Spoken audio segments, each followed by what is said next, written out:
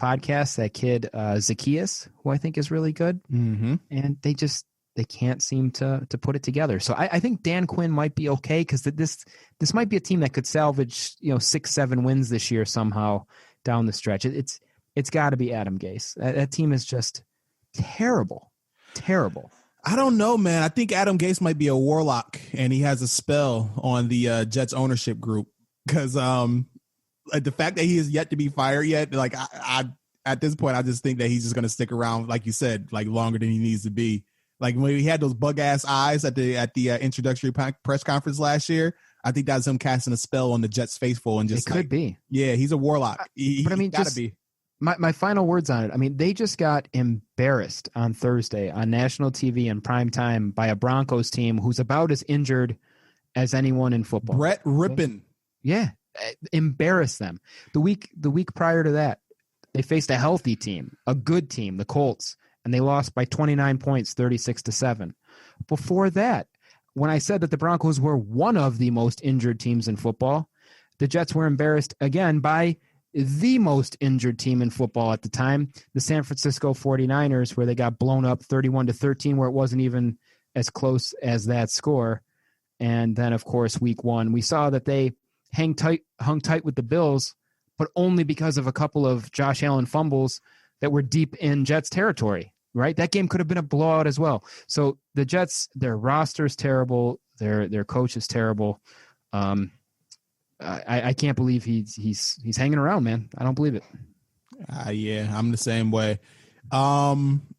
Yeah, so it's right now, like it's between, in my opinion, I think Dan Quinn and the Falcons, who can't hold a lead for shit, and Adam Gase, obviously, for reasons that you just mentioned, and Matt Patricia. I think Patricia, who had the controversial comment saying that, oh yeah, the Detroit Lions had a lot of work to do when I got here, and we're still working towards that. Like, bro, the Lions were 9-7 when they fired Jim Caldwell and hired you, and they've been shitty as shit. Like, they've been shittier than I think we've seen Detroit be as shitty as they could be. So, and they've had a quarterback that prior to being hurt at one point was playing MVP caliber football in Matt Stafford. So they've got a talent there. They've got an arm talent, a guy that can play that position for sure.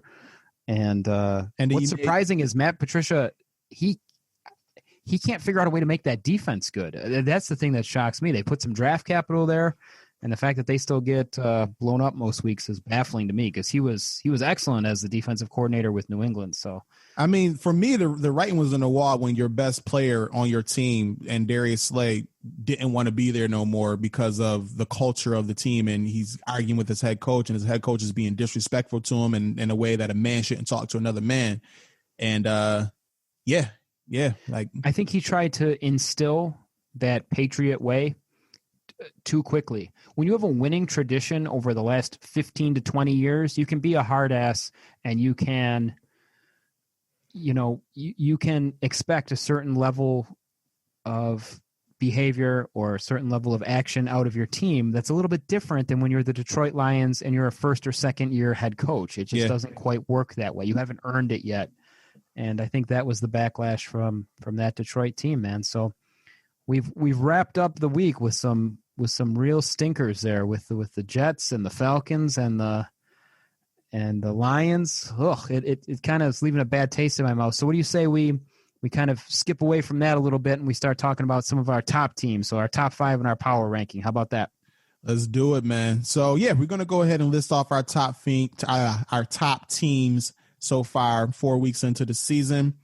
How do you want to do this, man? You want to start from least to greatest, and do you want me to go first? You want to go first? Let's go. Yeah, let's go least to greatest. Save our number ones for last, and sure, you're the humble host, so you can lead us off. Who's your number 5? All right, so number 5, I'm gonna go. It's kind of a toss-up for me, but I'm gonna go Pittsburgh. All right, I'm going to go Pittsburgh number 5. And the Steelers right now, they're 3-0. They didn't get a chance to play last week because of the Titans' whole COVID situation, that outbreak there. But in the 3 games that they won, they have looked solid. Ben Roethlisberger looks like he's healthy again. That defense is awesome. Like, that front 7 is phenomenal, and I'm not looking forward to playing. Actually, I'm kind of looking forward to playing them, but at the same time, I'm kind of worried about playing them.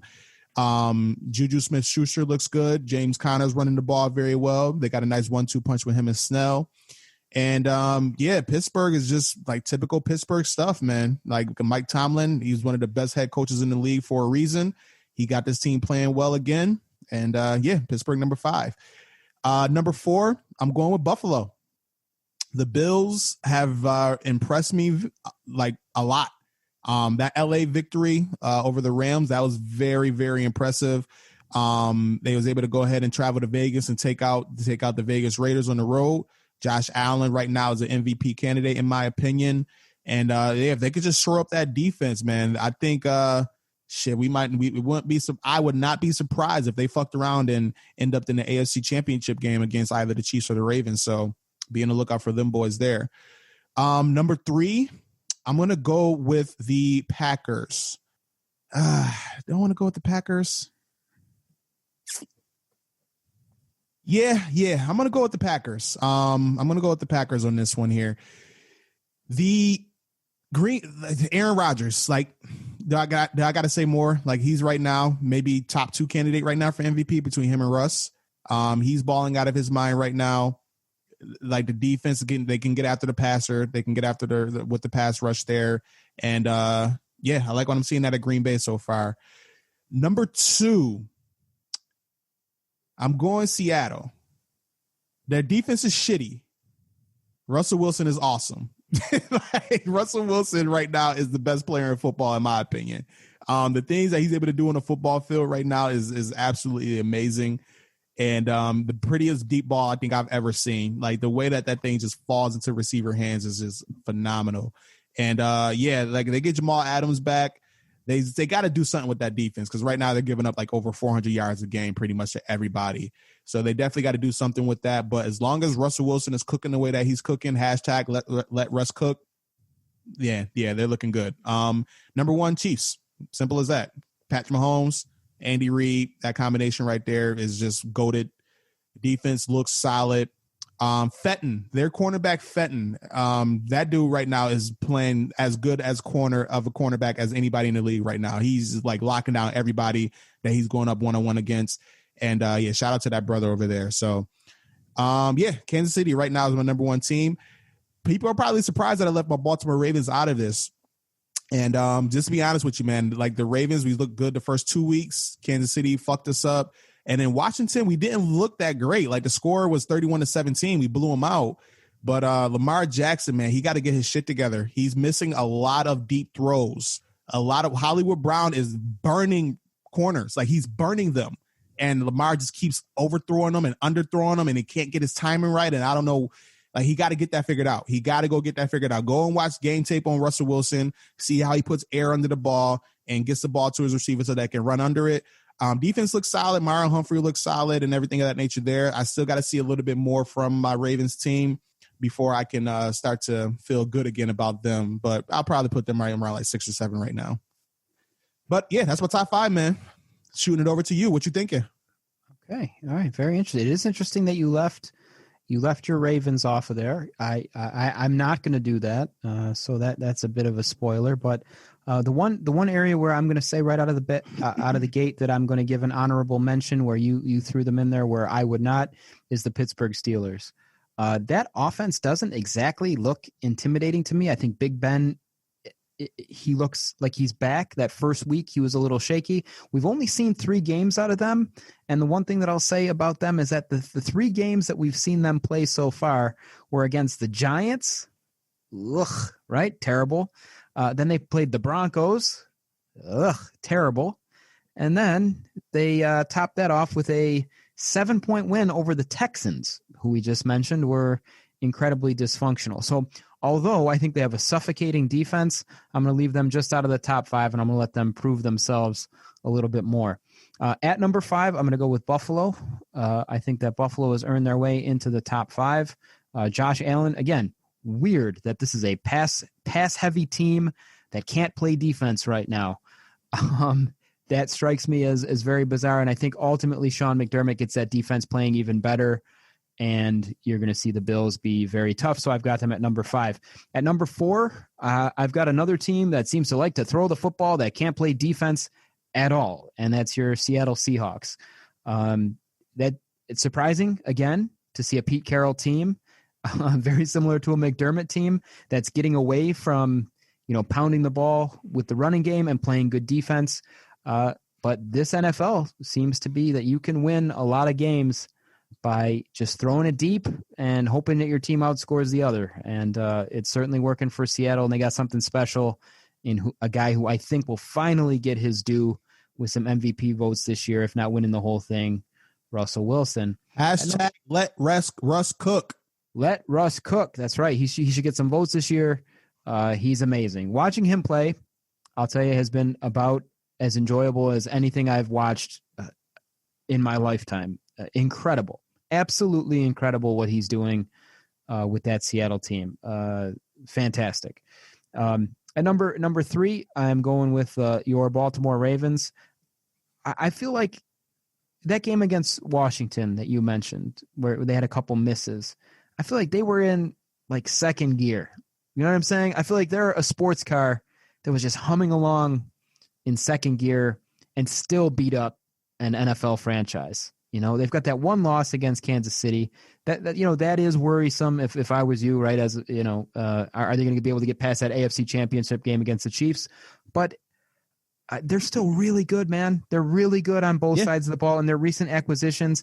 You've got a real player in Queen. I think he's going to be a stud at some point in his career. I've said it before on this cast that I really like Marlon Humphrey. That kid is really something. And right after I said that, obviously your boys were listening because they signed him to a huge contract. Yeah. And that Baltimore team's still really good, man. Really, really good team you've got there. Number 2, I'm going to say the Packers. It looks like their defense is shored up a little bit, and Aaron Rodgers is just balling out, throwing passes to guys that are just slightly rated higher than me in Madden right now. So he's got his top target out. He's got his secondary target out. And he's throwing a dude's named Robert Tonyan for multiple TDs. Rodgers absolutely incredible this year. Most of the teams that I've mentioned here in the top 5 so far have MVP candidates. Obviously, Aaron Rodgers is another one, but with Russ, Josh Allen, I think you're eventually going to see Lamar Jackson's name in there. He's gonna be great as the year goes on. And then finally here at number 1, I'm going to agree with you, man. You got to go with Kansas City. They just look really tough. They look really complete. They look like a very well-coached, and if nothing else, that might give them the edge. That's something that we don't talk about a lot, and people in general don't talk about a lot, is how important the coaching really is. And I think that Kansas City's got a leg up on any of the other teams, even though I like McDermott. I like what LaFleur has been doing. You got to like Pete Carroll. But I think Andy Reid is he's a sneaky genius, man. He should have had multiple Super Bowls. He finally got the monkey off his back and won one. But this is going to be an awfully tough team to stop down the stretch. I don't think anybody wants to run into this Chiefs team that can beat you in multiple ways. So they're going to come in as my number 1. So mostly, I'll tell you, mostly the same for the two of us, huh? Not too much different there. I just think that the Steelers have a lot more to prove than going 3-0 against 3 really shitty teams. So if they can get another couple wins in there, I'm right with you, because I'll tell you that run defense is real. And they get after the quarterback too, man. Yep. Even on those shitty teams, there's some very talented running backs that they completely shut down. That was a healthy Saquon Barkley that they shut down, and 2 decent guys that they shut down in Melvin Gordon and Phillip Lindsay out there in Denver. So they're for real, but they got a little work to do. I might even throw a team like Tampa Bay ahead of them because I think Tampa Bay is a little bit more complete. But exciting stuff. I'm ready for the back half of the first half. Back half of the first half, baby. We heard it here first. Along. Yeah, don't steal that. That's our shit. I know y'all listening. Don't steal my shit. Our shit, excuse me. Yeah, and that's it, man. Yo, baseball playoffs. What's happening? That's right. Oh, you want to hear some baseball playoff news? Yeah, talk to the people.